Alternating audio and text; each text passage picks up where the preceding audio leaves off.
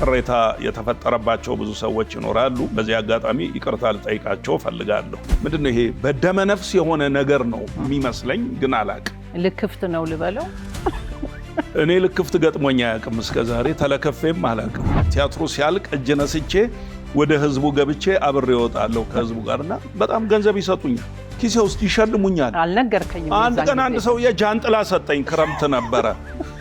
አንድ ጊዜ ቢሮው ቀጥሮኝ ቢሮው ጠርቶኝ ዝም ብሎ ከምንም በርታ አይዞ ብሎ የ100,000 ብር ቼክ ጻፈልኝ።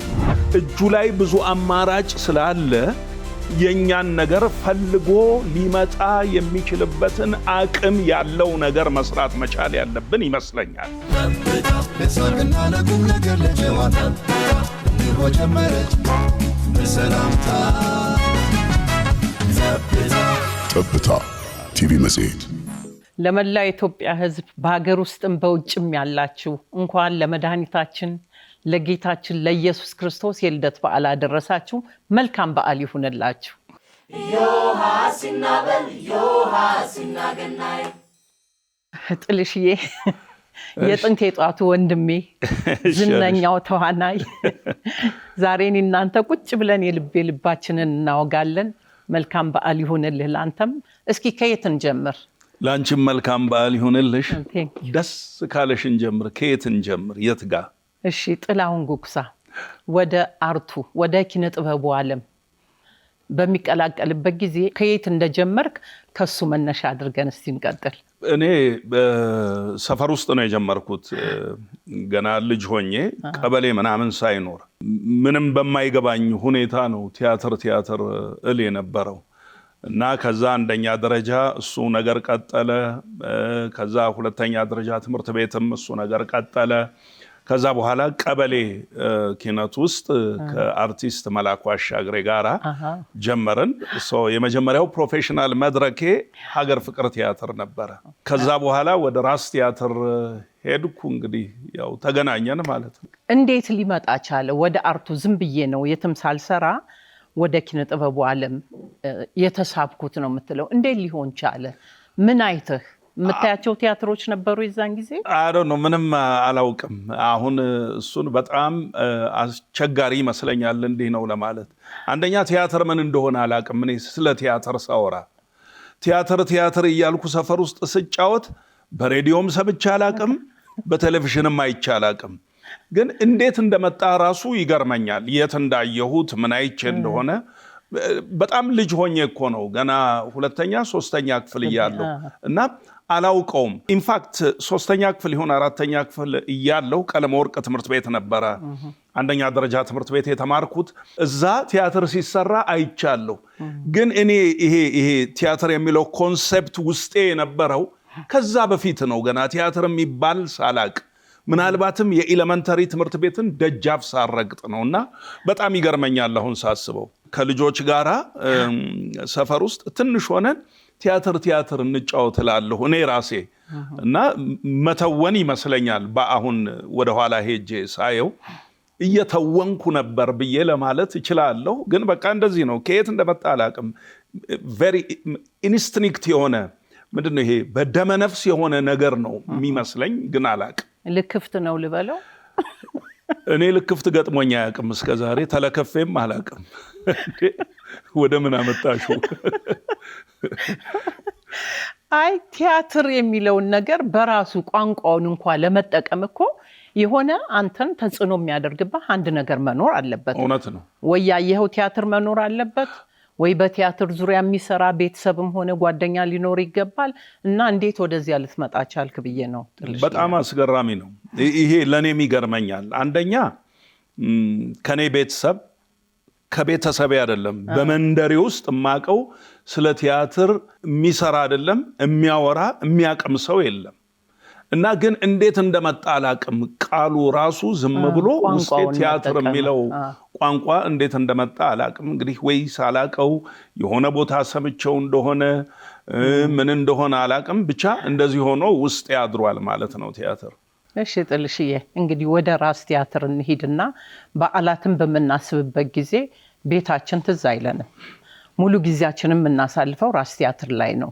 እንደው ስለነበረው ቆይታና ትዝታዎችን እንዲህ ብንጨዋወት።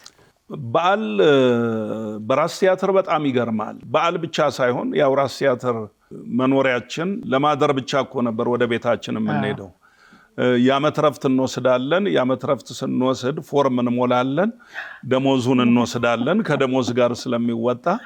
ግን በማግስቱ ተመልሰን እዛው ነው የምንገኘው እና ቅዳሜ ይሁን እሁድ ይሁን የምንሰራው ቲያትር ይሁን ፐርፎርማንስ ይኑረን አይኑረን ራስ ቲያትር የሚቀር አልነበረም።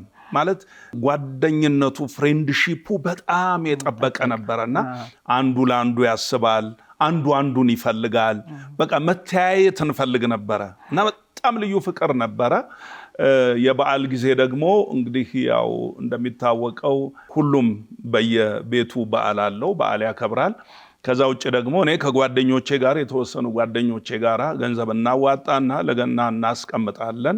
በኢቭ ያችን ገንዘብ ከነበረችበት እናወጣና እንደሚሆን ሆነን በማግስቱ ቲያትር ቤት እንደምታውቂው ደግሞ ለበዓል ሙዚቃ ነበር የሚቀርበው። የራስ ቲያትር የሀገረሰብ ሙዚቃ ነዋይ፣ ፀሐይ፣ ኤልያስ፣ እነ ሻምበል እነማ ብዙዎች እና አስቴር ከበደ ብዙዎች ነበሩ። ስለዚህ እነሱም ይቀርባሉ፣ ሌላ ባንድም ይመጣል። ቲያትር ቤቱ በቃ ይደምቃል። ለበዓል ነበረ ትልቁ መገናኛችንና ቲያትር ቤታችን በቃ ምን ያሸበርቃል እኮ ያኔ በጣም ምንም ጥያቄ የለውም። አዎ ከሁሉም ቲያትር ቤት በላይ ይሄ በተደጋጋሚ የምናገረው ነው። የኦዲየንሱን ብዛት እስኪ ንገረኝ። በዛን ጊዜ ነበረው በጣም ትልቅ ተመልካች ነበረው። ያው ብዙ ጊዜ በጣም እናዝን ነበረ። ቲያትር ቤታችን እንደ ቲያትር ቤት ሆኖ ስፔሻሊ ቲያትር ሲሰራ አንድ ጊዜ አስታውሳለሁ 300 ሰው ገባ ብለን የቦረቅነው ቡረቃ አያደርስ። ሌላው ቲያትር ቤት ይሞላል፣ እኛ ጋር ሰው አይመጣም።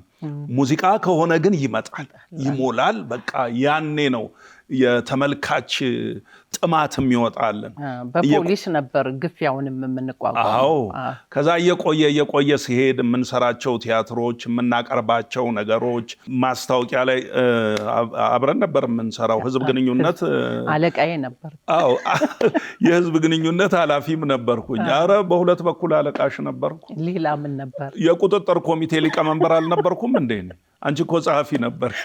እና ማስታወቂያውን ስንሰራ የተሻለ ነገር ስናቀርብ ከዛ በኋላ ቲያትር ቤቱ እሁድ 8 ሰዓት ለሚቀርብ ቲያትር ጠዋት 3 ሰዓት ሰልፍ ተጀመረ እና ሰልፉ ዞሮ በተክለ ሃይማኖት እዛ አካባቢ ሊደርስ ምንም አይቀረውም ነበር። ከዛ በኋላ ራስ ቲያትር ሊትራሊ ሰነድ ተፈልጎ መታየት ይችላል። በገቢም በተመልካች ብዛትም ከአራቱ ቲያትር ቤት አንደኛ የነበረበት ጊዜ ነበር። አውቃለሁ። ይሄም በተደጋጋሚ እናገረዋለሁ። እሺ ጥልሽዬ፣ የዛን ጊዜ በጣም ገኖ የወጣው ቲያትር የትኛው ነበር? ብዙ ቲያትሮች። የመጀመሪያ ትንሽ ተመልካች መጨመር የጀመረው ወርቃማ ፍሬ ላይ ነው፣ ወደ 300 ሰው። ከዛ ሲቀጥል 2 አጫጭር ቲያትሮች አንድ ላይ ተሰሩ። የመሸበት ይቅርታ የሚልና መንጠቆ፣ ሁለቱ አንድ ላይ ሲሰሩ ተመልካች ጨመረ። ግን በምንፈልገው ልክ አልነበረም። ያኔም እንደምን አሉ ደህና ነቶ ያያመን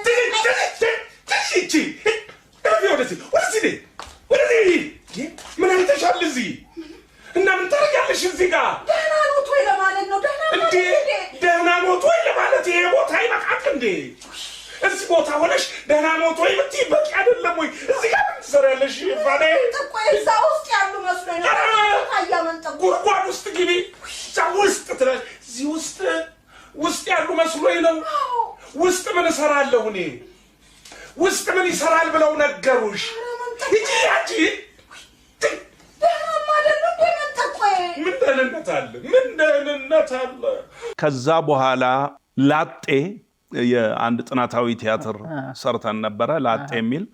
በኋላ እኔ ወስጄዋለሁ ቲያትሩን፣ ብሔራዊ ቲያትር ሰርቼዋለሁ እና ላጤ ላይ ጨመረ። ከዛ በኋላ ፍሎው በቃ የሚቆም አልሆነም።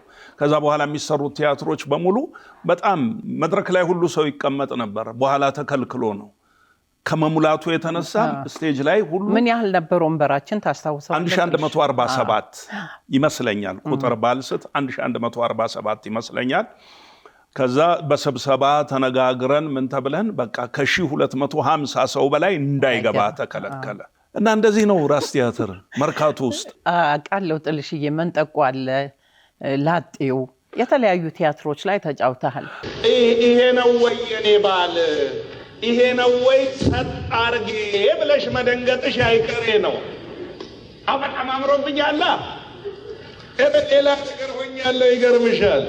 የበለጠ እኔ ውስጥ የቀረው ይሄኛው ነው። ከኦዲየንስ ጋርም የበለጠ እንድቀራረብ ያደረገኝ ይሄ ነው ብለህ የምትወደው የትኛውን ቲያትር ነው? ብዙዎቹን ወዳቸዋለሁ። እውነት ለመናገር መጀመሪያ ስወደው ነው የምሰራው። አንድ እሱ ነው። ሁለተኛ ግን መንገደኞች የሚል አንድ ቲያትር ነበረ።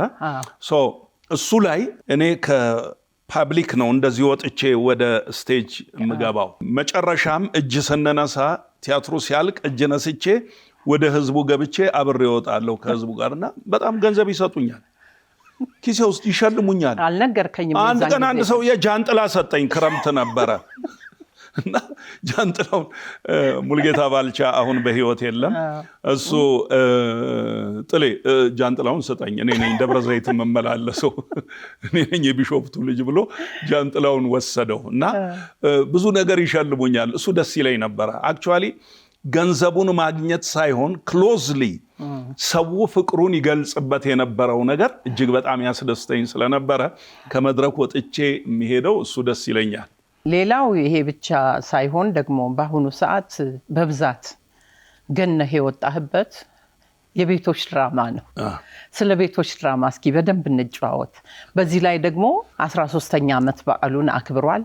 እንደው ስለዚያ የተሰማህን ነገር ከተመልካችም ከተዋናዮችም የተሰጠህን አክብሮት እንድትገልጽልኝ ስለፈለኩ ነው። የት ሀገር ነው እሷን ለሚስትነት ጠይቆ ቀለቧን ቤተሰቦቿ ይቻሉ የሚባለው? ወይኔ ጉዴ! እንደዚህ ነው እንዴ ነገሩ? የወፍጮ ቤቱን አድራሻ እንለውጠውና እናንተ እህሉን እዛ ድረስ እያመጣችሁ አስፈጩ ነው የሚሉት። ምን አስፈጩ ነው? ለወፍጮው ስጡት ነው እንጂ። ቤቶች ድራማ 13 ዓመት ሞላው። በከፍተኛ ሁኔታ በአድዋ ድል መታሰቢያ አዳራሽ ተከብሯል። የ3 ሰዓት የላይቭ ስርጭት ፕሮግራም ነበረው። በምፈልገው ደረጃ ብዙ ኤሪያ ላይ ደርሷል ብዬ አስባለሁ። ለበዓሉ የሚገባውን ያህል አልተዘጋጀንም ብዬ አስባለሁ። ቀኑ እያጠረብን እንጂ ከዚህም በላይ ሊሆን ይችል ነበረ። ግን አሁንም በጣም ጥሩ ነው። በጣም ትልቅ ነገር ነው። ዋናው 13 ዓመት መቁጠሩ ሳይሆን በ13 ዓመት ውስጥ ምን ፋይዳ ያለው ነገር ተሰራ የሚለው ነገር ነው። ቤቶች እንደሚታወቀው ሲጀመር ማጆሪቲ የተዋናዩ ቁጥር የነበረው አማተሮች ናቸው፣ ትንንሽ ልጆች ናቸው፣ ምንም ያልሰሩ ከዛ በፊት እውቅና የሌላቸው 1-2 ሰው ነው ታዋቂ። ሌላው በሙሉ ማለት ይቻላል ሰው የማያውቃቸው ልጆች ናቸው። ስለዚህ እነሱን ማብቃት መቻል ትልቅ ነገር ነው። አሁን አንዳንዶቹ ራሳቸውን ችለው ትልልቅ ደረጃ ደርሰው የራሳቸውን ፕሮዳክሽን ካምፓኒ መስርተው ራሳቸው እየሰሩ ከፐብሊክ ጋር ተገናኝተዋል። ይሄ ትልቅ ስኬት ነው በህይወት ውስጥ። ስለዚህ እነዚህን ማድረጉ ነው ከሁሉ በላይ። እድሉን አግኝተው ወደ መድረክ ወጥተው መስራት መቻላቸው። ያው እኛም እንደዚሁ አይደለ እድሉን ያገኘነው። እኛ ያገኘነውን እድል ደግሞ ለሌሎች መስጠት ይሄ ይመስለኛል ለኔ ትልቁ ስኬት። ስለዚህ በዚህ ረገድ ብዙ ልጆችን አፍርተናል፣ አሳድገናል። እነሱም ደግሞ ከኛ ተቀብለው እያፈሩ እያሳደጉ ነው። በቃ በእንደዚህ አይነት ቅብብሎሽ አርቱ ያድጋል ማለት ነው። አለበለዚያ በተወሰኑ ሰዎች ሞኖፖላይዝ ተደርጎ የትም ሊደርስ አይችልም እና ይሄ ትልቁ ስኬት የምለው ይሄ ነው። ሁለተኛው 13 ዓመት መሄድ ማለት ቀላል ነገር አይደለም። በቃ ከኛና ከባል መረጭ ባል እንዴ የምል መስሏችሁ ነው ወይ እናንተ ልጆች? በመሃል የተፈጠረብን ሐዘን አለ። አንዲት አብራን የምትሰራ እህታችን ሰብለ በመኪና አደጋ ህይወቷ ባለፈ ጊዜ እርግጥ እኔ እዚህ ሀገር ውስጥ አልነበርኩም፣ አሜሪካን ሀገር ነበርኩ እና እዛ ሆኜ ነው የሰማሁት። ከዛ የተፈጠሩት አስቸጋሪ ነገሮች፣ ከዛ ሐዘን መውጣት ከዛ ደግሞ እንደገና መቼም ቲያትር በጣም ከባድ ነገር ነው። ድራማ እንዲህ ሰብስቦ ቲም ይዞ መስራት ከባድ ነው። የተለያዩ ቻሌንጆች አሉ። እነሱን ሁሉ አልፈን ግን 13 ዓመት መድረስ ትልቅ ነገር ነው። ስለዚህም እግዚአብሔርን አመሰግናለሁ። ይሄ ነው የሆነው። በተከታታይ ድራማ ላይ ብዙ ጊዜ ቤቶች ላይ የተዋናዮችን ለውጥ እናያለን። ያ ነገር ዝግጅቱ ላይ በቃ የፈጠረብህ ነገር ምንድነው? ትግል የለውም? አይከብድም? በጣም የተዋናዮች ለውጥ ነበረ። ምንድነው? ስንጀምር ኢትዮጵያ ውስጥ ሲትኮም አይታወቅም። ስለዚህ የመጀመሪያው ፋና ወጊ ሆነን የጀመርነው እኛ ነን። ስንጀምር ተመልካቹ አሁን እንደነበረው አልተቀበለንም። ምንድነው የሚንጫጩት? ምን ለማለት ፈልገው ነው የሚለን። እየገባው ሲሄድ ተቀበለን፣ ወደደው፣ ቀጠልን። ስለዚህ ልክ እንደሱ ሁሉ ተዋንያኖቹ በክብር የሸኘናቸው አሉ። ከዛ ውስጥ በደንብ አሸኛኘት ያደረግንላቸው በቃ ራሳችንን እንቻል ሲሉ ይሄን በትክክል አፕላይ ማድረግ አለብን እና ከሸኘናቸው በኋላ አንዳንዶቹም ደግሞ ዝም ብለው ሲቀሩ በቦታቸው ሰው መተካት ነበረብን። ይሄንን መተካቱን እንዴት እናደርገው የሚለውን ነገር ስንነጋገር ኦኬ ሲትኮምን ጀማሪ እንደመሆናችን በጎደሉት ተዋናዮች ቦታ ላይ ደግሞ ሰው ለመተካት አክቹአሊ ጊዜ ያስፈልጋል። ሲትኮም የኛ እንትን አይደለም። የትኛውም ድራማ የኛ እንትን አይደለም፣ ከውጭ ያመጣ ነው። ስለዚህ ልክ ሰዎቹንም የመተካት ነገር ከውጭ ባመጣነው ነገር በተማርነው ነገር ለምን አንተካም የሚል ነገር ውስጥ ገባን እና ውጭ ሀገር እንዴት እንደሚተኩ ተዋናዮች አንዳንድ ቦታ ላይ ለ2 ዓመት ኮንትራት ወስዶ ይሰራል። ከ2 ዓመት በኋላ ለቆ ይሄዳል። በምትኩ ሌላ ተዋናይ ይተካል። በኮንትራት ይሰራሉ። አንዳንድ ቦታ ላይ ደግሞ ሞተውም የተተኩ ተዋናዮች አሉ። አንዳንድ ቦታ በተለያየ ችግር ምክንያት የተተኩ ተዋናዮች አሉ። ስለዚህ መተካት አለብን የሚለውን ነገር እንዴት እንተካ የሚለውን የውጭ ሀገሩን ስታይል ተከትለን እንተካ ወደሚል ውሳኔ ደረስን። ይሄን ደግሞ እኛ ብቻችንን ሳንሆን የወሰንነው አገራችን ውስጥ ያሉ የቲያትር ባለሙያዎችን፣ ጋዜጠኞችን፣ ሌሎች በዘርፉ ያሉ ባለሙያዎችን ሰብስበን ከአዲስ አበባ ዩኒቨርሲቲም ባለሙያዎችን ጠርተን ምን እናደርግ እንተካቸው ወይስ ሌላ የወጣቱ ውክልና ያስፈልግ ስለነበረ አሁን እነሱ ሲቀነሱ የወጣት ሪፕሬዘንቴሽን ያንሳል። ስለዚህ ሌሎችን እናስገባ ካልን የትኛውን መንገድ እንከተል ስንል በቃ ይሄ የመረጣችሁት መንገድ ትክክል ነው የሚለው ሁሉም ሰው አጸደቀ። ስለዚህ ኦዲሽን ማድረግ ግድ ነበረ። ውጭ ሀገር ላይ ኦዲሽኑ ነው ከዋናው ድራማ የበለጠ የሚታየው። እኛ ሀገር ግን ሲሆን ኦዲሽኑን ጭራሽ ሰው ሊቀበለው አልፈልግም። ከዛ በኋላ የሄድንበትን መንገድ ሄድን፣ አማራጮችን ወሰድን። ብዙ ውጣና ወረዳ አለፉ። እነሱም ተካናቸው። የቅድሙን ሰውዬ እኔ ቀልብ ያልወደደው እንዴ በአይነ ቁራኛ መጠበቅ አለብን። እንዳታስገባው ከይ እኔ ራሱ አይነዋውን ሳይው ምንም ደስ አላለኝም። ከተካናቸው በኋላ ኦልሬዲ ህዝብ አይን ውስጥና ህዝብ ቤት ውስጥ አብረው ስላሉ ስለኖሩ እነሱን ባንድ ያውጥቶ በሌላ ተዋናይ መተካት ለሰው በጣም አስቸጋሪ ነበረ። ምንም ማድረግ አይቻልም። በዚህ መፍረድም አይቻልም። በቃ ውስጡ ናቸው፣ ሰው ውስጥ ገብተዋል። ስለዚህ አውጡና እነሱን እነዚህን ተቀበሉልኝ ማለት አስቸጋሪ ነው። ግን ደግሞ ማህበረሰቡ የአርት ባለዳ ነው። የቀደሙትን ልጆች እንዳሳደገ ሁሉ እነዚህንም ማሳደግ የማህበረሰቡ ኃላፊነት ነው።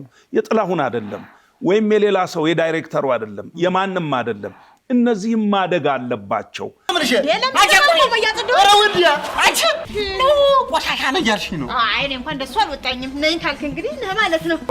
የማንም አይደለም። እነዚህም ማደግ አለባቸው። እነዛኛዎቹ ራሳቸውን እንደቻሉ እነዚህም አድገው ራሳቸውን መቻል አለባቸው ብዬ አምናለሁ።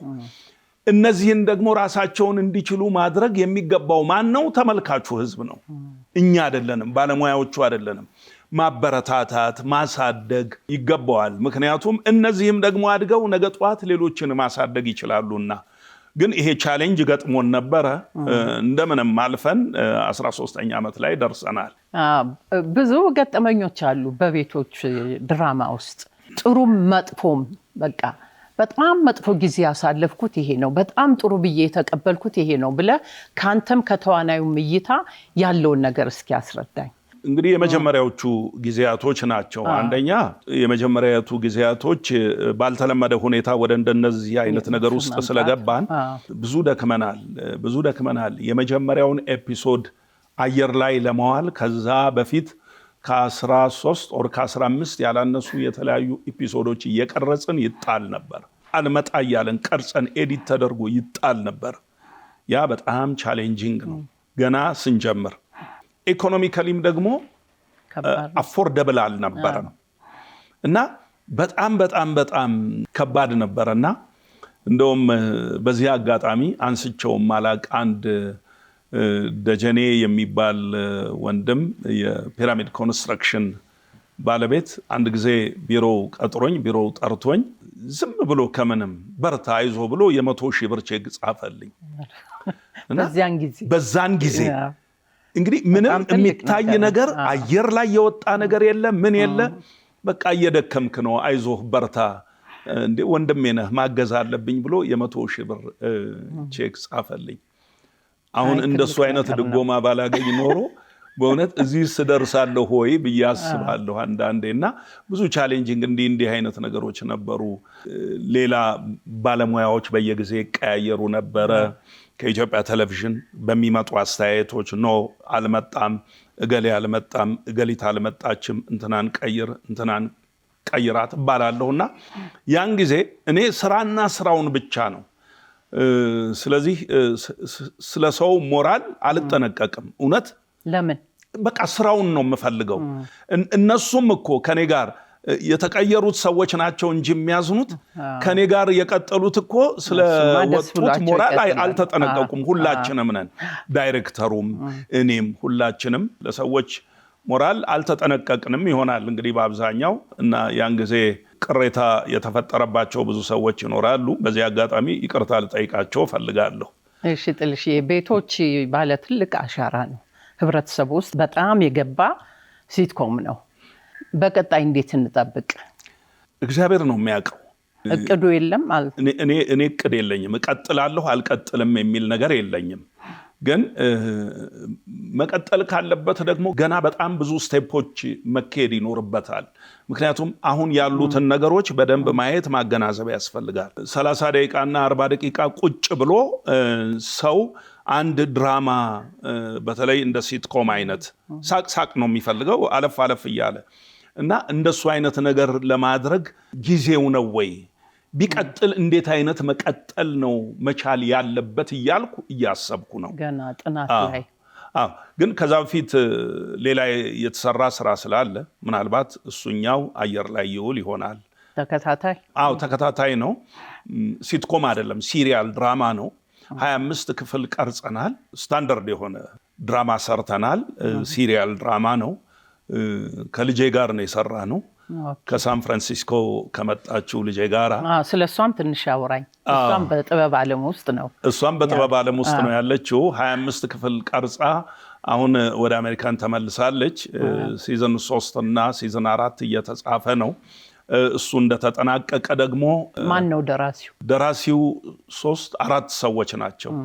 ዳይሬክተሩ ግን አንድ ነው፣ ብስራት ገብረ ጻድቅ ይባላል። እሱ ነው ዳይሬክት እያደረገ ያለው። 25 ክፍል ጨርሰናል። አንተም አለህበት ትወናውስ? አዎ እኔም አለሁ ከልጄ ጋራ እኔም አለሁ እሷም አለች። እንግዲህ ውጭ ሀገር የተማረችውን የፊልም ሙያ ባይ ዘ ዌይ አሁን ከዚህ ከሄደችም በኋላ አንድ ፊልም ሰርታለች አሜሪካን ሀገር። ወደ አላቀውም እንግሊዘኛ ነው። የነሱ ነው የነጮቹ እና ሎስ አንጀለስ ተጠርታ ሄዳ አንድ ሾርት ፊልም ሰርታለች። እዛ እንደ ፊቸር ፊልም የሆነ ሾርት ፊልም ሰርታለች። እዚህም ኢትዮጵያ አንድ ሰርታለች እኮ ድሬዳዋ ላይ፣ ርዕሱን አላስታውሰውም። ድሬዳዋ አንድ የአማርኛ ሾርት ፊልም ከሆነ የፊልም ካምፓኒ ጋር ሰርታለች።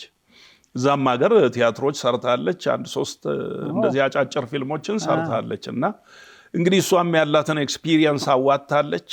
እኔም ያለኝን ልምዴን አዋጥቻለሁ። በጋራ አንድ ተከታታይ ድራማ ሰርተናል። እንግዲህ ወደፊት የምናየው ይሆናል።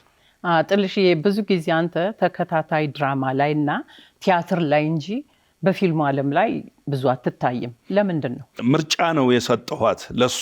እሷ ምርጫዋ ፊልም ቢሆን ኖሮ ፊልም ልሰራ ነበር፣ ግን ሰርቻለሁ። እስከ ዛሬ የሰራሃቸውን ፊልሞች? የባህር በርን ሰርቻለሁ። እሺ ሌላ? አይ ብዙ እንደ ተከታታዩ ድራማ አይደለም። አዎ ግን አይ ቤቶች እኮ አንድ ነው። ቤቶች 13 ዓመት ስለዘለቀ በጣም ብዙ ይመስላል፣ ግን አንድ ነው። አንድ ሆኖ የአንድ ብዙ ሆነ 13 ዓመት ስለሄደ። ከዛ ውጪ እኔ የትኛውም ተከታታይ ፊልም ላይ አልሰራሁም፣ ተከታታይ ድራማ ላይ አልሰራሁም፣ ይቅርታ። እና አሁን ሁለተኛ ሳስብ ለሷ ነው ምርጫውን የሰጠኋት። ማለትም ፊልም ብንሰራ ይሻላል ወይስ ድራማ ተከታታይ የሚለውን። እሷም ተከታታይ ድራማ እንዲሆን መረጠች። እኔም አይዲያው ስለነበረኝ በምን ላይ መሰራት አለበት የሚለውን ነገር አይዲያውን አስቀመጥኩ። ከዛ ከጸሐፊዎች ጋር ተወያየን፣ ተነጋገርን። በየጊዜው ሲኖፕሲሶች ይሰራሉ። አሰራራችን ትንሽ ለየት ያለ ነው። ሲኖፕሲሶች ይሰራሉ። ለምሳሌ 12 ክፍል መጀመሪያ ሲዝን 1 ወይም ምዕራፍ 1 12 ኤፒሶድ ሲኖፕሲስ ነው የተሰራው። ሲኖፕሲሱን አየን፣ አልተስማማንም። እንደገና ሌላ ሲኖፕሲስ ነው። አንድ ላይ የሚሰሩ ደራሲያን ናቸው። አንድ ላይ ለዚህ ጉዳይ የተሰበሰቡ ማለት ነው። እንደገና ኮሜንት አደረግን፣ እንዲቀየር ተባለ። ሲኖፕሲሱ ተቀየረ። እንደገና ሲኖፕሲሱ ተጻፈ፣ አየነው፣ ወደድነው። ከዛ በኋላ ወደ ስክሪፕት ኢንተርፕሬት ይደረግ ተባለ። ወደ ስክሪፕትነት ተቀየረ። ከዛ በኋላ ስክሪፕቱን አየን፣ ወደድነው፣ ሰራነው። መቼ እንጠብቀው? በቅርቡ በዚህ በጥር መጨረሻ አካባቢ አየር ላይ እናውለዋለን ብለን እናስባለን። እሺ ጥልሼ፣ ከዚህ ውጭ ደግሞ በማስታወቂያ ስራዎችን እናውራ እስቲ። ሁለገብ ነህ፣ ማስታወቂያዎችንም ትሰራለህ። እንዴት ነው ጎን ለጎን አብረው ሊሄዱ የሚችሉት? ማለት የጊዜ ጥበቱ አይኖርም ወይ ላንተ? አይከብድም ወይ ለማለት ነው። ድካሙን ስለማቀው ነው። ይኖራል፣ ግን ያው ሁለቱም ተቀራራቢ አርቶች ናቸው። አሁን እኛ ሀገር የለመድናቸው አንዳንድ ነገሮች አሉ። እንደ ውጭው ዓለም ቢሆን ኖሮ የአሁን አሰራራችን ትክክል አይደለም። ምክንያቱም ቀጥታ ማስታወቂያ ሲባል አጠር ያለች ድራማ ነው የምንሰራው። አይደለም፣ ትክክለኛው ነገር እሱ አይደለም። ስለዚህ ሰውም ለመደልን መሰለኝ፣ እኛም ተበላሸን፣ በዛው ቀጠልን እና ግን ይሄ መሆን የለበትም። ማስታወቂያ የራሱ የሆነ ኤቲክስ አለው፣ የራሱ የሆነ አካሄድ አለው። ያንን ተከትሎ መሄድ አለበት። ተስፋ አደርጋለሁ ቅርብ ጊዜ ይቀየራል፣ ስታይሉ ይቀየራል፣ አካሄዱ ይቀየራል፣ መንገዱ ይቀየራል፣ አቀራረቡም ይቀየራል ብዬ አስባለሁ። አለበለዚያ ማስታወቂያ ድራማ ማስታወቂያ አንድ አይነት እየሆኑ ነው አሁን እያየናቸው ያለ። እኔም አሁን የምሰራቸው እንደዛ ናቸውና እርምት እርምጃ ወስዳለሁ ስል ከራሴ ጀምሮ ነው። በመማርም አግኝቼዋለሁ፣ በማንበብም አውቄዋለሁ፣ የውጮቹንም በማየት አውቄዋለሁ። ስለዚህ ትንሽ ወደዛ መግባት ያስፈልገናል። ግን እንዳልሽው የጊዜ ጉዳይ በጣም ከባድ ነው። ትንሽ ቀለል የሚለው የቲያትር ሙያው አለ አይደለም፣ ያው ተቀራራቢ ናቸው ብያለሁ አይደለም፣ ተጽዕኖ ያረጋል።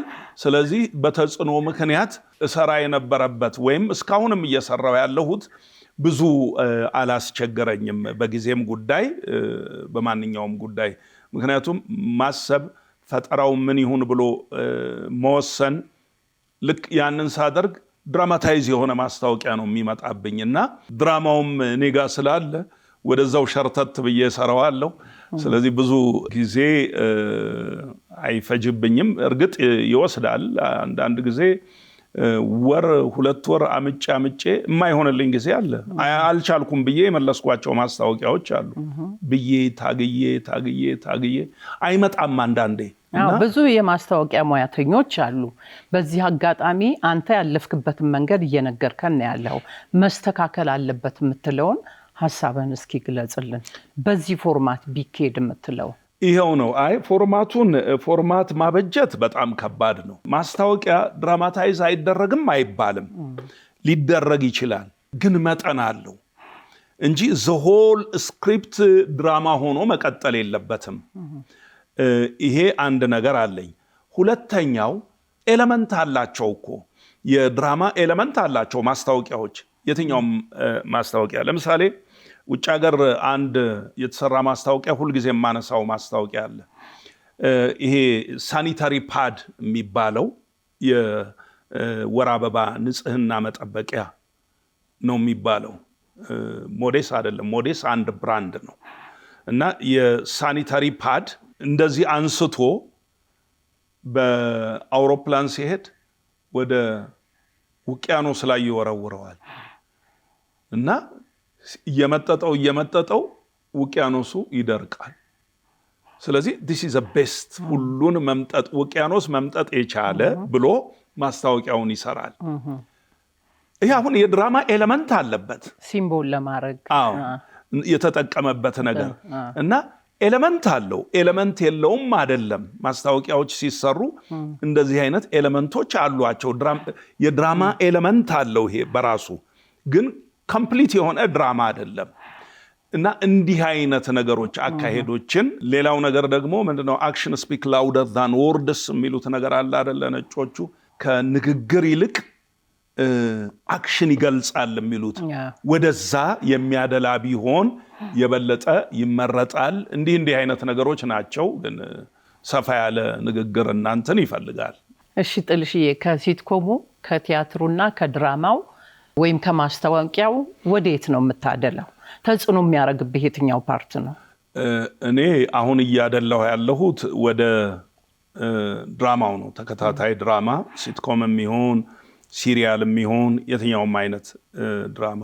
ግን በዋናነት እኔ ውስጥ ያለው ቲያትር ነው፣ የመድረክ ቲያትር ነው። ግን የመድረክ ቲያትር ብዙ የሚከብዱ ነገሮች አሉት። በተለይ በአሁን ጊዜ ይወስዳል። እንዲሁ ለብ ሆኖ መውጣት አይችልም። ምክንያቱም ተመልካቹ እየቀደመ ሄዷል እና የማይሆን ነገር እንትን አምጥተን እንካ ብንለው አይቀበልም፣ ይገፈትረናል። ያን ጊዜ ደግሞ ድካም ከንቱ ነው የሚቀረው። ስለዚህ የተጠና በደንብ የታሰበበት ስክሪፕቱ ተመርጦ ተመልካቹ ጋር ሲደርስ ምን አለው፣ ተመልካቹ ምን ሪስፖንድ ሊያደርግ ይችላል፣ አቀባበሉ እንዴት ነው የሚሆነው፣ ኤሌመንቱ ምንድነው፣ ምን ለማስተላለፍ ታስቦ ነው የሚለው ነገር በጥልቀት ታስቦ ብሰራ ቲያትርን ነው መስራት የምመርጠው። ግን እሰራለሁም ብዬ አስባለሁ። ጥሩ ነው። ቲያትር ግምገማዎች ነበሩ በፊት። ከመድረክ ፐርፎርማንስ ውጪ ስክሪፕቶችም ይገመገሙ ነበር። ያካሄድ ዛሬ ላይ አለ? I don't think ምክንያቱም አሁን ሁሉም በየፍላጎቱ ነው የሚሰራው። ምናልባት ቲያትር ቤቶች የራሳቸው የሆነ ግምገማ ይኖራቸዋል። ግን ይሄ ትሬንድ መቀጠል አለበት። ይሄ ሴንሰር ማለት አይደለም፣ ወይም ምንድነው ሳንሱር እንደሚባለው አይደለም። ብቁ ነው ብቁ አይደለም፣ ተመልካቹን ይመጥናል አይመጥንም፣ ቲያትር ቤቱን ይመጥናል አይመጥንም ታይቶ ነው እንጂ ዝም ብሎ ቲያትር ስለተሰራ መድረክ ላይ ይወጣል ማለት አይደለም። ከዚህ አኳያ እየታየ እየተጠና በፊት 4 ቲያትር ቤቶች ነበሩ። ከዛ ውጪ ቲያትር የትም አይሰራም። ቲያትሮች ስክሪፕታቸው የሚታየው ባህል ሚኒስቴር ነው። ታይተው ተገምግመው 2 ዙር ነው የሚያልፉት። የመጀመሪያ ፈርስት ስክሪን ኮሚቴ አለ። እሱ ካሳለፈው ወደ ቀጣዩ ኮሚቴ ይሄዳል። ያኛው ኮሚቴ አይቶት ካለፈ በደብዳቤ ለቲያትር ቤት ይመድባል። ቲያትር ቤት ደግሞ ለህዝብ ከመቅረቡ በፊት እንደዚሁ 2-3 ግምገማዎች አሉ። ድሬስ ሪሄርሳል አለ፣ ደንበኛ ዝም ብሎ ሪሄርሳሉ አለ፣ ሌሎች ነገሮች እንትን ብለው በአጠቃላይ ከዛ በኋላ ነው ለህዝብ የሚቀርበው። ይሄ ነውና እነዚህን ፎርማቶች ተከትሎ በሄድ የበለጠ ጥሩ ይሆናል ብዬ አስባለሁ። አንዳንድ ቦታ ላይ አሁንም እንደዚህ እንደሚደረግ አውቃለሁ። ጥሩ ነው፣ ይቀጥል ነው የምንለው። ጥልሽዬ፣ እስኪ ብዙ ቲያትሮች ላይ ከምንም በላይ ተጫውተሃል። ምን ያህል ቲያትሮች ላይ ተጫውተሃል? በግንባር ቀደምትነት እኔን ከፍ ያደረገኝና እኔ የምወደው ይሄው ነው የምትለውን ቲያትር ራስ ቲያትር ላይ ብዙ ቲያትሮች እንደነበሩ አውቃለሁ። ከነዚያ ውስጥ ከትውስታህ ጋር እስቲ። እንግዲህ ቴክኖሎጂው ነው የመጀመሪያው ነገር። መንጠቆ በቪዲዮ ተቀረጸና ወደ ፐብሊክ መጣ እና ከህዝብ ጋር ያስተዋወቀኝ በብዛት እሱ ነው። ተቀርጾ ስለወጣ ነው። ሌሎቹ አልተቀረጹም እንጂ ተቀርጸው ቢወጡ ኖሮ ያን ጊዜ ለምን ይቀረጻል ብለን እንከራከራለን። ሳናቀው ገበያ ላይ ቢበተን ውጭ ቢወጣ ምን ነው ተቀርጾ ወጥቶ በተበተነ። ምክንያቱም አትሊስት ሰው ጋር ይደርስልን ነበር። የትም ሳይደርስ እኮ እንዲሁ ቀልጦ ነው የቀረው እንጂ ብዙ ቲያትሮችን ሰርተናል። እኔ የመጀመሪያ የመድረክ ቲያትሮች ናቸው ከህዝብ ጋር ያገናኙኝ ያስተዋወቁኝ። በጊዜው እንግዲህ ሁለት ክፍል ግብዣ የቴዎድሮስ እንባ ገብርዬን ነው የተጫወትኩት። ፊታውራሪ ገብርዬን ቅድም ያልኩት ወርቃማ ፍሬ የቴዎድሮስ እንባን ነበር አስመራ ይዛችሁት የመጣችሁት? አዎ አስመራ አንቺን ያገኘን ጊዜ እኔን ያገኛችሁ አስመራ ነው ያገኘንሽ። አዎ ከዛ ሽላልሽና መጣሽኛ ጋር እናንተን አይቼ ነው። አዎ እና 4:1 ሚል የካሜሮን ድርሰት የነበረ ትርጉም የሆቴሉ እመቤት፣ ላጤ፣ የሰው ሰው፣ አሻራ፣ የመሃን ትሩፋት ማዕት ናቸው። ስንቱ ይጠራል። እና እንግዲህ እነዚህ ሁሉ ከህዝብ ጋር በደንብ አገናኝተውኛል። እኔ የተለየ ነው ለኔ የምለው ምንም አሁን ለምሳሌ የዋርካ ስር ምኞትን የሚጠቅሱልኝ ሰዎች አሉ። ትልቅ ድንኳን የሚያህል ቁምጣ ለብሼ የወጣሁበትን እና አስታውሳለሁ። ዳይሬክተሩ አውልቃለኝ ቁምጣውን አያውቀውም ነበረ እና ማን ነበር? ክፍሌ ነበረ። ክፍሌ እንግዳሱ እና አይደለም ክፍሌ አርቲስቲክ ማኔጀር ነበረ። አርቲስቲክ ማኔጀር የራስ ቲያትር ማን ነበር ዳይሬክተሩ? ሁለት ክፍል ግብዣ አጥናፉ መኩሪያ እና ልብስ እንግዲህ ከድራማው ከመድረሱ በፊት ሄደን እንለካለን፣ እናሰፋለን ወይ በግዢ እናመጣለን። እኔ ተለካው። ወገቡ 46 አርግልኝ አልኩት። እኔ ያን ጊዜ 28 ነው የማረገው ሱሪ ለመታጠቅ ብለህ። ከዛ መቀነት ከዛው ሰጠኝ። 6 ቀለም ያላት ጥብቆ አሰራው። በጣም በሚገርምሽ ሁኔታ ፐርቼዘሮቹ ወስደው ያስለኩን። አያውቁትም፣ ልብሱን ማንም አያውቀውም ከኔና ከሰፊው በስተቀር። ተሰፍቶ መጥቶ ስቶር ገባ። እሁድ ዕለት መጣን። ስንለብሰው አውልቃለኝ። ፐርቼዘር ታፈራው አድማስ ነበረች። አውልቃለኝ። አላውልቅም አልኩት እና እንዴ አጥናፉ ቶ አለው። ኖ ይሄን ለብሶ እንዴት ይገባል? ሰው ቲያትሩን ያህል የሱን ልብስ እያየ ይስቃል አለ። በቃ የፈለገው ይሁን ግድ የለም ይልበስ ይግባ አለ። ከዛ እሷን በመቀነት እንዲያስኩና እዚች ላይ የሆነች አንገት ልብስ ጠመጠምኩና አንድ የራሴ ፎቶግራፍ አለ እንደዚህ የሚይዘው የራሴን ፎቶግራፍ ይዤ ይሄንን በእንትን ነው በማንገቻ እንደዚህ ሰቅስቄ ይዤ ልክ ግማሽ ላይ ነበር ደግሞ የምገባው ቲያትሩ ላይ። ልክ ስገባ በቃ የክፍሌ ያለው ነው የሆነው። 15 ደቂቃ ቆመ ቲያትሩ። ሳቅ ሰው ቁምጣዬን ያህል እግሬን ያህል ጥብቆዬን ያህል እዚች ላይ የተጠመጠመችውን ጨርቅ ያህል ፎቶግራፊን ደግሞ ያህል እዚህ ጋር ያስኩትን በቃ እንደዛ ሆኖ አለፈ። በጣም ድንቅ ነበረ የኔ ፓርትና ግን ለኔ እንትን ናቸው። እንደው ዛሬ ላይ እነዚህ ድርሰቶች እነዚህ ቲያትሮች ተመልሰው ቢመጡ ምን ይሰማሃል? በእውነቱ አሪፍ ይሆናሉ ብዬ ለመናገር አልደፍርም። ለምን? ዘመን የሚባል ነገር አለ። ያን ጊዜ የተሰራው ስንል በዛን ጊዜ ጭንቅላት ነው፣ በዛን ጊዜ ነገር ነው። አንደኛ ፓብሊኩ በቂ መዝናኛ አልነበረውም እና በሳምንት አንድ ቀን እሁድ ነው እረፍቱ። እሁድ ደግሞ ያኔ መኪናም አይነዳም ነበር፣ ክልክል ነበር። ወይም ሞላ ጎደለ እየተባለ ታርጋ የሚነዳበት ጊዜ ነበረ። አንድ ሰሞን እንደውም አልነበረም እሁድ መኪና አይነዳም ነበር። ከሰኞ እስከ ቅዳሜ ሬዲዮ ቢከፍት አብዮታዊ መዝሙር ነው የሚሰማው። ቴሌቪዥን ቢከፍት አብዮታዊ መዝሙር ነው። ጓድገሌ እንዲህ ነው፣ ጓድገሌ እንዲህ ነው፣ ጓድገሌ እንዲህ ነው የሚሰማው። ስለዚህ ያለችው አንድ ቀን እሁድ ናት። ያች ናት የመዝናኛ ቀኑ። ሌላ ቦታ የለም። ቲያትር ቤት ነው ወይ ስታዲየም ነው የሚገባው። ቲያትር ቤት ይመጣል እና ይቀበላል ማለት የሰጠነውን ይቀበላል ማለት ሳይሆን ይመዝናል። አማራጭ የለም። የመዝናኛ አማራጭ የለም። አሁን ግን አማራጩ በጣም ብዙ ነው። ብዙ ነገር ያያል። ስልኩ ራሱ አማራጭ ነው እና ሄጄ ቲያትር ቤት ከምቀመጥ እዚህ ጋር የሆነ ነገር ባይ ብሎ ሊመርጥ ይችላል። ስለዚህ ያንን መተካት የሚችል ስራ መሰራት መቻል አለበት እና እነዛ ነገሮች አሁን ቢመጡ በጣም ሰክሰስፉል ይሆናሉ ብዬ ለመናገር የማልደፍረው ለዚህ።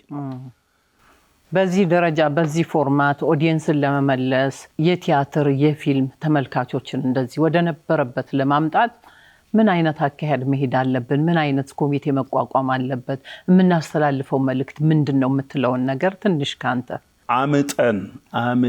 አመጠን መውለድ መቻል ያለብን ይመስለኛል። እውነቱ ይሄ ነው። ምክንያቱም አሁን ተመልካቹ መጀመሪያ ለመስራት ከመነሳታችን በፊት ጸሐፊዎችም ብዕራቸውን ስፔሻሊ በእኛ ሙያ የመድረክ ቲያትር ይሁን ፊልም ይሁን ሌሎች ነገሮች ከመጻፋቸው በፊት የተመልካቹን የጭንቅላት ሌቭል መለካት መቻል የሚገባን ይመስለኛል። ስክሪፕቷችንን ከወረቀት ጋር ከማገናኘታችን በፊት ኦር ላፕቶፕ ላይ ኦር whatever ከመሞከራችን በፊት የት ሌቭል ላይ ነው ያለው ተመልካቹ? ስለዚህ አሁን እኔ ምንድነው የምሰራው ብለን ማሰብ መቻል አለብን። ሌሎቻችንም የምንሰራው ይሄንኑ ነገር እንደገና ማየት የሚገባን ይመስለኛል። ማለት እንደ በፊቱ በቃ ቲያትር ነው እንደ ይሄን ያህል ጊዜ ደክመን ይሄን ያህል ወጪ አውጥተን የምንለው አይደለም። እጁ ላይ ብዙ አማራጭ ስላለ የኛን ነገር ፈልጎ ሊመጣ የሚችልበትን አቅም ያለው ነገር መስራት መቻል ያለብን ይመስለኛል። ይሄ ካልሆነ ድካም ነው የሚሆነው። ይሄን 3-4 ጊዜ ደጋግመን ማሰብ አለብን። ልክ 10 ጊዜ ለካ 1 ጊዜ ቁረጥ እንደሚለው ነው። የዛሬ 10 ዓመት በጣም ምርጥ የሆነ ስክሪፕት የጻፈ ሰው ዛሬ የኔ ስራ ምርጥ ነው ብሎ ሊከራከር አይችልም። አንድ ምሳሌ ልንገርሽ። ቲያትር ቤት እያለን ነው አንድ ጊዜ አንድ ድርሰት ጻፍኩኝ እና እንዳልሽው ባህል ሚኒስተር ገምጋሚዎች ነበሩና ድርሰቴን እዛ ሰጠው። አዩና ለዛውም አክርመው የሚሉት ነገር ጠፍቷቸው ከዛ አላለፈም ብለው መለሱልኝ። ከዛ ከሰስኩ ሚኒስትሩ ጋር እንዴት ጣሉት ያንተን? አንተ ብዙ ነገር ሰርተሃል፣ ፕላስ የሌሎች የሚመጡ ነገሮችን ሁሉ ስታስተካክል ሰምተናል እና እንዴት እንደዚህ እኔ ምን አውቃለሁ? ይኸው በዘመድ ነው የሚሰራው አልኩኝ። እንግዲህ በዘመድ እየተሰራ እኔ እንዴት አድርጌ ምናምን እና በኋላ ጊዜ አልፎ ሳስበው በጣም ማራኪ የነበሩት የሆኑ ቃላቶች ናቸው እንጂ ስትራክቸሩ ለካ ዜሮ ነበር። የእውነት እየቆየው ሳስበው እየገባኝ መጣ እና ያን ጊዜ ለኔ ግን ትልቅ ስራ የሁሉንም ደራሲዎች ድርሰት የሚበልጥ ስራ ነበር መስሎ የሚታየኝ። ከእንደዚህ አይነት ነገር መውጣት አለብን ሁላችን። ኦኬ እኔ ከእንደዚህ አይነት ቅዠት ወጥቻለሁ ለራሴ። በቃ የኔ ስራ ምርጥ ነው ከምለው ነገር ወጥቻለሁ። ምርጥ ነው ብለህ ከጭንቅላትህ ከሐሳብህ የምትጨምቀውን ነገር ነው በብዕርህ የምታስቀምጠው። ያንን ነገር በአንተ ትግል ተመልካቹ ወይም ደግሞ ተደራሽ የሚሆንበትን መንገድ ማሳመን እንጂ ዘመናዊ መንገዱን ብቻ ለምን ትከተላለህ? አይደለም። ይኸውልሽ አሁን ያ ነገር ለኔ ምርጥ ስራ ነው ብያለሁ። ጊዜ ወሰድኩና ሳየው ግን ምርጥ አይደለም፣ ምራጭ ነው። እንደውም ከምን ጋር አወዳድረው? የራሴ ማይንድ ያወዳድራል። ከምንም አላወዳድረውም። እኔ ሙያ ውስጥ አይደለም እንደ ያለሁት። እኔ ስለ ስነ ጽሁፍ አውቃለሁ። እኔ ስለ ስነ ጽሁፍ በመጠኑም ቢሆን ዕውቀት አለኝ። ስለ ድርሰት፣ ስለ ቲያትር ድርሰት በመጠኑም ቢሆን ዕውቀት አለኝ። ፐርፎርም ስለተደረጉ ቲያትሮችም በመጠኑም ቢሆን ዕውቀት አለኝ። ስለዚህ ዝም ብዬ አየሁት። ሳየው ለካ ችግሩ የነበረው እኔ ጋር ነው። አንደርስታንድ? ልክ እንደዚህ ማየት መቻል አለብን። ዘመን ሲያልፍ እየቆየን ስናየው ኦኬ ልክ አይደለም የምንለው ነገር ሊኖር ይገባል። ራሳችንን ክሪቲሳይዝ ማድረግ አለብን ነው እንጂ ከለታት አንድ ቀን በቃ ጣራ የነካ ስራ የሰራ ሰው ዛሬ ላይ የሆነ ነገር ጽፎ እንዴት አይሆንም ይሄ የኔ ድርሰት እኮ እንደዚህ ከዚህ በፊት እንትን ምናምን የከዚህ በፊቶቹ ለዚህኛው መተማመኛ አይሆኑም። አሁን ላይ ዘመንን የጠበቀ ስል ዝም ብሎ አሁን ለምሳሌ አንዳንድ ነገር ላይ ሶሻል ሚዲያ ላይ እንደምናያቸው እንዲህ የሆነ ነገር አይደለም። ዘመንን የጠበቀ ስል አወቃቀሩ፣ አሳሳሉ፣ አቀማመጡ፣ አካሄዱ ምናምን ብዙ የድርሰት አጻጻፍ ቴክኒኮች አሉ። ከዛ አኳያ መመዘን፣ ከወቅቱ ነገር ጋር መመዘን፣ እነዚህን ነገሮች ሁሉ አይቶ ነው ማቅረብ የሚያስፈልገው ለማለት ነው። እሺ ገብቶኛል ጥልሽዬ። የኔና ያንተ ጨዋታ ማለቂያም መቋጫም አይኖረውም። ስለዚህ ቲያትርን በተመለከተ ይችን ብቻ እንድትለኝ ነው። የቀድሞ የነበረውን ኦዲየንስ በእርግጥ አሁን የቲያትሩንትን እያገገመ እየተነሳ መጥቷል። እንደው በምን ፎርማት ብንሄድ ያንን ተመልካች ልንመልስ እንችላል? አሁን ገልጸህልኛል። በእርግጥ በምን ፎርማት እንሂድና ያንን ኦዲየንስ እንመልሰው የሚለውን ትንሽ ብትገልጽልኝ ከአንተ አንደበት ሰማ ብዬ ነው። የፎርማት እኔ ማበጀት አልችልም፣ ምክንያቱም ከባድ ነው ይሄ እንደ ሀሳብ። አዎ፣ ግን ምንድነው በቃ አስበን መዝነን ይሄንን ተመልካች ይመጥናል ብለን አውጥተን አውርደን ቅድም እንዳልኩት 10 ጊዜ ለክተን 1 ጊዜ መቁረጥ አለብን። ተመልካቾቻችንን ማየት መቻል አለብን። ከተመልካቾቻችን በፊት ደግሞ ራሳችን በራሳችን ልናየው ይገባል። እውነት ይሄ የምሰራው ስራ ይሄንን ተመልካች የሚመጥን ነው ወይ? ገንዘቡን ከፍሎ የሚገባውን ተመልካች የሚመጥን ነው ወይ?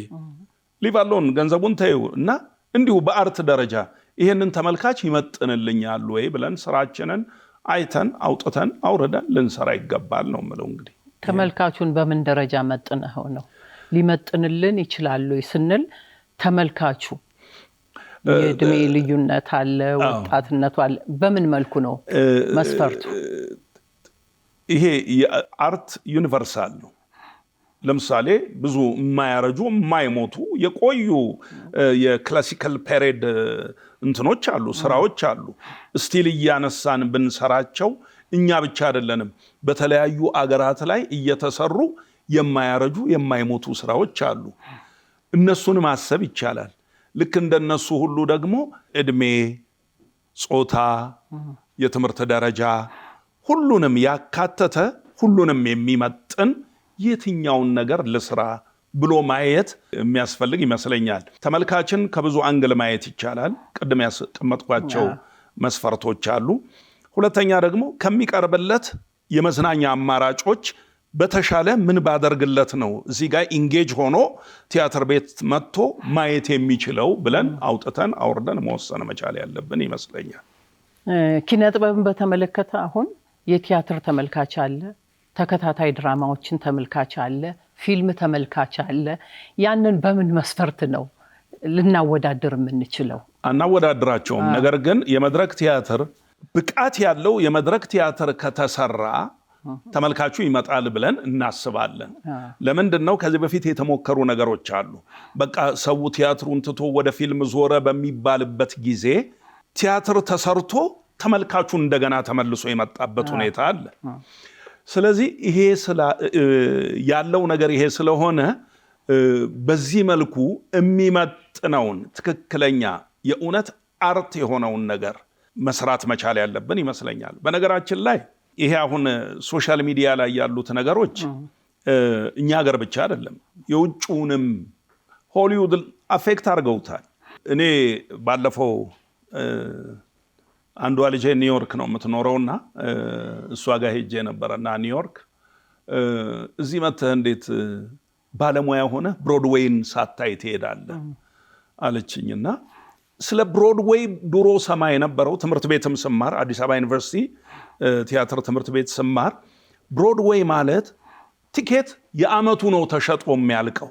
ልክ አሁን አንዳንድ ስታዲየሞች እንትን እንደሚሉት እና ቲኬት ተሸጦ ነው የሚያልቀው የአመት እንጂ በር ላይ ቲኬት አይሸጥም የሚባል ነገር ሰማለሁ። ግን ባለፈው ብሮድዌይ ስንሄድ ቲኬት በር ላይ ገዝተን የገባ ነው። አላለቀም። አዳራሹ እርግጥ ሞልቷል፣ ግን ሌላ ሾውም ነበረው፣ ሰከንድ ሾው ነበረው ምናምን። እኛ ግን ቲኬት ቆርጠን ሰተት ብለን ገባን። ይሄ የሚያሳየኝ የሆነ ነገር ምንድነው? ሶሻል ሚዲያው ተጽዕኖ አምጥቷል ነው። ግን አንድ ነገር ደግሞ ልናይ ይገባናል። ሶሻል ሚዲያውን የሚመለከቱ ሰዎች ለምሳሌ የእንግሊዝ ሀገር ፉትቦልን ብንወስድ ከስታዲዮም አይቀሩም። ዋይናት ሶሻል ሚዲያውን የሚመለከቱ ሰዎች ቲያትር ቤትስ ለምን መምጣት አይችሉም? ከሰራን ማምጣት እንችላለን የሚለውን ነገር ይሄ ነገር ያስተምረኛል። ይሄ ነው። እሺ ጥልሽዬ፣ ከልብ ነው የማመሰግነው። እስቲ እንግዲህ በቀጣይ ደግሞ ጥልሽን በምን እንጠብቀው? እንደተናገርኩት ሲሪያል ድራማ ሰርተናል። 25 ክፍል ቀርጸናል። ትተውናለህ? እተውናለሁ። እኔም እሷም እንተውናለን። ነገር ግን አባትና ልጅ ሆነን አይደለም የምንተውነው እሱን ፊልሙ ነው የሚናገረው በቅርቡ በሱ እንገናኛለን ከዛ በኋላ ደግሞ ስለ አርት ምን ታስባለህ የሚባለውን ነገር ወደፊት የሚታሰብ ይሆናል ግን ፋይዳ ያለው ቁም ነገር ያለው ነገር መስራት ፈልጋለሁ ይሄ ነው እሺ ጥልሽዬ ጥሪዬን ተቀብለህ አክብረኸኝ ስለመጣህ ውድ ወንድሜ ከልብ ነው የማመሰግነው እኔም ከልብ አመሰግናለሁ አድሽ በእውነት እኛ የራስ ቲያትር ልጆች የነበረን ፍቅር የነበረን መተሳሰብ ከጓደኝነት ያለፈ ቤተሰብም ሆነናል በክፉ በደጉም እንጠያየቅ እስከ ዛሬ ድረስ ያልተለያየን በአገር ውስጥም ያሉ በውጭ ሀገርም ያሉ እንዲሁ አብረን ብዙ አሳልፈናል ብዙ የደስታ ጊዜ ብዙ የችግር ጊዜ የተለያዩ ነገሮችን ብዙ አብረን አሳልፈናል ራስ ቲያትር ከመስሪያ ቤትነት ባለፈ ወንድምና እህትነቱን ሰጥቶናል ከራስ ቲያትር ያተረፍነው ነገር ቢኖር ይሄ ነው እና ፍቅር ነው በእውነት እና ቤተሰብ መሆንን ነው ስለዚህ በእውነት እግዚአብሔርን አመሰግናለሁ አንቺም እንግዳ አድርገሽኝ በዚህ ፕሮግራምሽ ላይ እንዲህ እንድናወራ ስለጋበዝሽኝ እጅግ አድርጌ አመሰግናለሁ እንግዳሽም በመሆኔ በጣም ደስ ብሎኛል ቴንክ ዩ እግዚአብሔር ይባርክ ጥልሽ ያክብረህ ስለመጣ ከልብ አመሰግናለሁ እሺ ለሳቅና ለቁም ነገር ለጨዋታ ኑሮ ጀመረች በሰላምታ ጠብታ ቲቪ መጽሔት